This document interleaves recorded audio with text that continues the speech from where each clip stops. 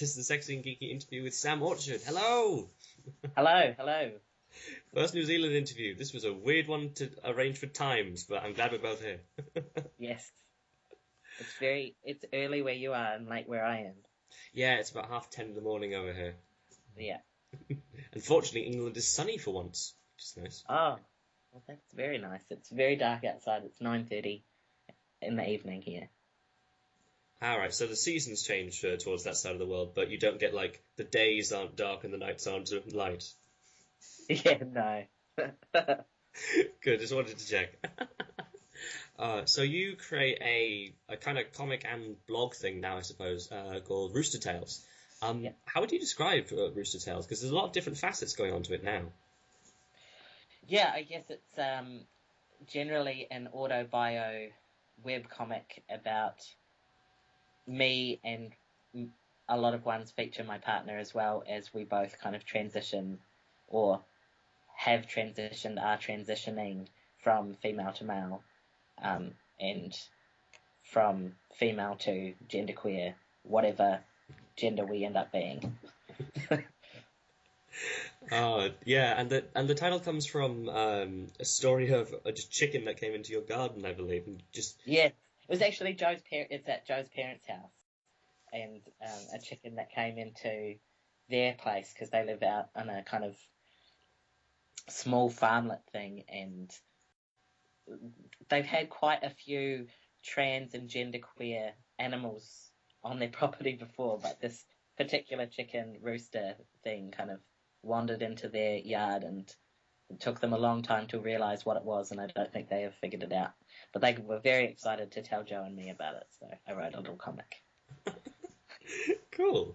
So, I suppose, like with the little comic about that thing, is the aim of Rooster Tails, if there is an aim, just to observe what happens and try to enjoy what's going on? Because it's so pleasant. It's one of the things that I think is lacking in a lot of other queer comics. Is there's a lot of angst, and there's a lot of, well, there is some angst in Rooster Tails, of course, but it's just so sweet and lovely most of the time, which is great. It's a nice refresher. Yeah, I think the point of what I was trying to do with it is that there's hardly any media around trans people, and when it is, it's quite often dark and scandalous, or there's killers, or people are getting killed, or sort of danger and violence and negativity. And I really just wanted to create something that celebrated our awesomeness and kind of gave us that, with communities of oppression, there's always really hard stuff, but also we're incredibly resilient, and we're funny and creative and adaptive people as well. So I wanted to highlight that side of things. Mm-hmm. Definitely a good thing to do, and I agree. Like, you've got a great link section towards other places like Chaos Comics, which is of course massively angst-filled, and and Dar, which wasn't really meant to be, I suppose, but there was that whole period when Erica was like, and now I'm in love, and the internet was like, yeah. Which was frigging cruel, in my opinion, but she's, and now she's been on Strip Search and everything's good, so there's a positive bit there. I know, it's lovely. I've been really, really lucky with my readership that I hardly ever get any sort of negative comments and negativity towards my blog. So I think that probably helps with being able to continue telling happy stories as well. Mm-hmm. So, yeah. I think it shows with queer comics that are more centered around it, just niceness, is that it tends to attract nicer people as well. Like, Queermo's Journey does a bit of that, and What's Normal Anyway as well. The three of you are all, quite upbeat most of the time, and so people do tend to go along and just kind of say, I recognize this thing! Yay! Yeah. Smiley faces everywhere.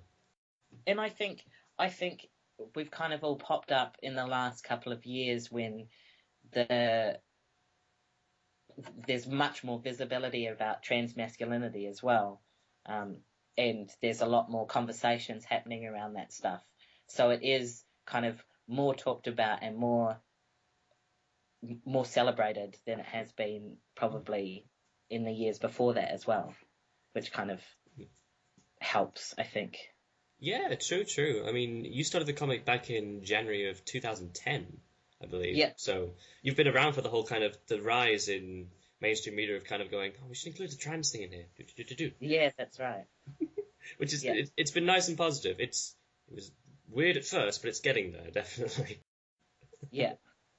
I think we still have a lot of ways to go, but I think things are changing and improving, and certainly that visibility stuff is helping that along, which is good. But I mean, there's still the differences between representations of trans masculine people and trans feminine people are really stark still, and I think that the levels of trans misogyny around trans women are so much bigger, and some of the are kind of things that we really need to continue to work on and continue to change. Mm-hmm. True, it's always this thing that even within representations of, I hate to use the word minority, but I know it's true. Within minority representations, it's always like, let's talk about gay rights, we need gay men. Or let's talk about trans rights, we need trans men. It's like, yes, that's right. There are some kick-ass lesbians and trans women out there who need a bit more visibility, I think. Yeah. And I think the internet has a really long history of being able to pick on women and be really bullying towards women, which is probably why Erica's had a bit more of a hard time as well, because a lot of her comics are really funny and really great, and she explores complexity. But man, does the internet like picking on women, and she is one, so is a much easier target. True. I mean, if the whole Anita Sarkeesian thing taught us nothing else, is that, the internet just really doesn't seem to care when it comes to niceness sometimes. Yeah. It's cruel and horrible. Although, as we say, we're getting there now. So there's the Gaming in Color documentary, and there's the GTFO documentary, which is like the female equivalent, and all these who had noticeably thousands of backers out there, kind of all just saying, we're not as small as you might think. We exist. Hi. That's right. And I think what's happening is that there's a backlash against that to say, no, we don't want the internet space to be a male-dominated space anymore. It's not, and we really want to be pro-women, and that stuff is really changing, and kind of, with the whole fallout from Anna Sarkeesian, how everyone was like, fuck you, haters, we're going to give her shitloads of money now. It's really great to see how that stuff changes and shifts. Exactly, and like get her on a TED Talk and everything. She's one of the main women in this media revolution now, and pretty much everyone could want to interview her for all kinds of little segments on television. It's fantastic. Definitely. I'm really happy that she's managed to get through all of the anger as well and just kind of keep on going, because that would break some people. I don't know how I'd react to it. Yeah, definitely. I was reading a lot of the commentary around that stuff when it was happening, and reading the comments that people were writing, and it's just incredibly. I just had to stop because it was just awful. Yeah, and then we go back to somewhere nice like Rooster Tails, and it's just it's nice to have a little bit of a lull and hey, not everything's all bad. Yeah. Getting into a more kind of positive topic, I suppose. Are your mohawking days over? Because that was like the first strip was all about your mohawk, and then it's never come up again. Yeah. I know. I think that was in the dying days of my mohawk, and I keep thinking I'm going to do that again. But I have a proper job now where I'm not doing a proper job. I'm not doing youth work as much anymore, so I feel like I'm less able to when I work in an office. But I still keep thinking maybe I will. At the moment, I really want to dye my hair black and get a mohawk, but who knows if it's going to happen. No, you can always do mohawks in subtler or more manageable ways. Yeah, that's right. I'll have a subtle mohawk. If you do, be sure to share it with us. There should be plenty of nice comments for it. Yes. Although, as far as growing hair goes, you have this amazing thing that I didn't expect of the mustache tattoo on your finger. Yes, that's right. Happened back in November. Can you tell us a bit about that? I originally got it last year for Movember, which is a kind of fundraising and awareness campaign. I think they do it worldwide. In New Zealand, they do it to raise money for prostate cancer and mental health awareness for men. And I kind of got it as a bit of a as a bit of a joke to say, well, I can't actually grow a mo. If I tried to grow it for a month, you wouldn't be able to see it. So I thought I'd get it tattooed, and it was a kind of way to talk about different sorts of men within the sort of masculine communities. But it's also something that is just a kind of funny reminder of the fact that I can't grow a mustache yet. So I have one on my finger just so I can get it out. So long as it's a fun reminder and it's not kind of saddening. Yeah, no. It's good. I feel like my facial hair is growing bit by bit and I'm shaving and stuff. So one day I feel like maybe in like 5 or 6 years I'll be able to grow something. And when in doubt, there's always pens. That's right. Do you have any temptation to do like a series of different mustaches for occasions, or just keep to the one? I've seen one where people have like done handlebar moustaches and given themselves little goatees and stuff. So who knows? Watch this space, yes. Does it get odd drawing your boyfriend, particularly, does it get odd drawing you and your boyfriend naked in comics for the internet? I mean, how does Joe feel about this? How does he breach the subject? I check with Joe for any comic that includes him, and I check that he's okay with it. And yeah, definitely nudity stuff is always a weird kind of thing to draw. Mm-hmm. And I feel like, do I draw how I want to look, or do I draw how I do look, or do I draw a kind of mix between both? Like, the general characters of me and Joe, I don't wear glasses in the comics, but I do in real life, and Joe has a mustache in real life, but I don't often draw him with a mustache because it just looks too full on. Mm-hmm. And he's asked me not to. So it's kind of a weird conversation that we have about what we draw and what's okay to draw and what's not. And definitely the nudity ones feel kind of exposing, but also really important. I feel like transmasculine spaces don't show a lot of body diversity, particularly around fat bodies, which sort of in the last 5 or 6 years I've put on lots of weight and become really excited about a chubby butch identity. And so that feels like a kind of political statement that I keep wanting to show. And I think part of that is having curvy chests as well, that I don't want to go down the line of all trans boys despise their chest and all trans boys need to get chest surgery. Like, it's kind of an ongoing conversation between whether I want it or whether Joe wants it and stuff like that. But at the moment, we both have non-flat chests, so it feels important to draw. Do you feel that the word isn't boobs then, just kind of covaciousness is a better way of going at it? Those are the words that I use. I talk about my chest and non-flat chest, but I don't use other words. It's too much for me at the moment. But fair enough. It's kind of the creativity of language, which I really like within the trans community, that we get very creative about the words that we do or don't use for our bodies. Just kind of... Oh yeah, true. I suppose it's all, and it goes back all the way to making your own identity is the thing. Yeah, that's right. Finding words for yourself that suit you more. Yeah, that's right. Actually, on that note, then when you started out with the comic, you drew yourself as quite skinny. Yeah. Has the change been that is it because you got curvier, or is it because you felt better about drawing yourself more accurately? Both. When I first started drawing the comics, I was pretty runty. I was pretty skinny. But also, I think it's a combination of getting better at drawing and being less like a lot of my characters were really skinny with tiny little necks and little arms and stuff like that. So I feel like part of it is just me getting better at drawing, but also part of it has just been me putting on weight and being comfortable and excited about that as well.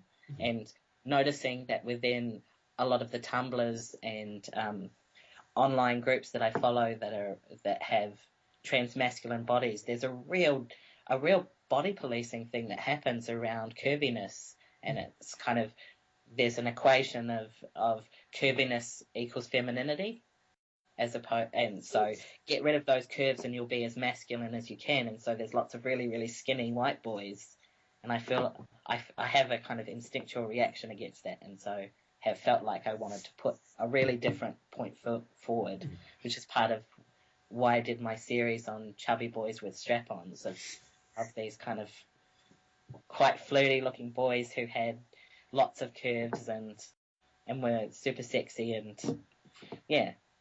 It's felt kind of important to tell that story within it, but I didn't set out when I started drawing the comics thinking that would be a story that I would want to include, but it's kind of emerged that way.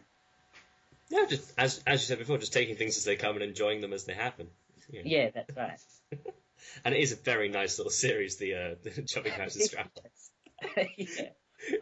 So cute and rather sexy. That's right. Available from Rooster Tails store. That's right. That's right. You can get your own Chubby Boys postcards to send through the mail. Do you do conventions a lot and have things like the Chubby Boy postcards out? What kind of things do you tend to do? Well, New Zealand is a very small country, so we sometimes have conventions. Just recently in Auckland, there was the ChromaCon convention, which I was down in Wellington, so I couldn't go. But I've gone to Zine Fest and stuff, and sell stuff there. But I really want to come across to America at some point and do a bunch of conventions. But I also get really, really socially anxious, so I feel like I'd have to really sort myself out before going along. And I also kind of think a lot of the time I'm like, oh, no one will come and talk to me, or no one will know who I am, so I get to to go along. But I really would like to get to a point where I feel confident enough to go along, but at the moment. Oh, well, I hope you do. I hope you do. There needs to be more diversity at conventions as well. Yes, yeah. It's always the thing of going into London Expo as well, which is like the British equivalent of Comic-Con. In fact, they're renaming themselves Comic-Con now, just to kind of get the point across further. It's kind of vain more than anything else, but hey, if it works out for them, good. And it is this thing like, people of Aquarity tend to all gravitate towards the Chaos Comics stand. Because it's like, Rainbow Flags, you are the one place! yeah. And so many queer people who read comics and stuff as well. It seems quite bizarre not to have more and more people there. But I would love to go over and meet Tab. I think he's amazing. I've been reading his comics since I was little or littler. It's so good. I think I started reading it in college, and it was partway through then. Have you read his new one, Shades of A? No, I haven't. No? Oh, I'll link you afterwards. Okay, wonderful. I think, as you're saying, with comics, there's a lot of queer comic readers out there. I think it's that webcomics are just such a free place to do whatever you please, that there's a lot of queerness going on, and then people can just Google around for lesbian advice or trans stories and stuff, and then they just find all these amazing comics and go, there are other people, fantastic, I'll read all of these. That's exactly what I did when I was coming out and I had my own personal computer, so no one would know that I was looking up queer stuff. But I just searched for queer comics and found a bunch of stuff, including Erica's, and I just totally fell in love with the Dar strips and thought, oh my god, this is the first time I've seen someone similar to myself represented in media. And I think part of it is that people who create webcomics are doing it just for pure love, and so they have a bit more freedom to tell the stories that they want to tell.